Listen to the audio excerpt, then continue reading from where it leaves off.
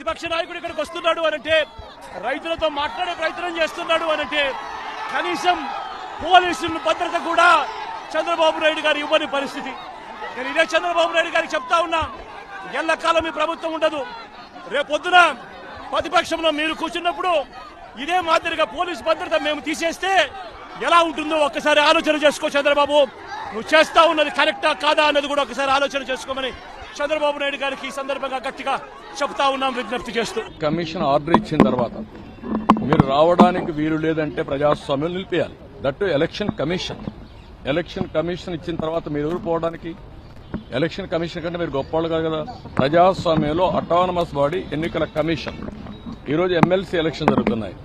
అలాంటి MLC election జరిగేటప్పుడు code of conduct ఉంది, మీరు రావడానికి వీలు లేదు అని స్పష్టంగా చెప్పిన తర్వాత దాన్ని వైలేట్ చేసి వెళ్ళడం, మళ్లీ పోయి మాకు సెక్యూరిటీ ఇవ్వలేదని కంప్లైంట్ చేయడం, అంటే మీరు చేసే ఇల్లీగల్ యాక్టివిటీస్ కూడా సెక్యూరిటీ ఇవ్వాలనడం కరెక్ట్ కాదు.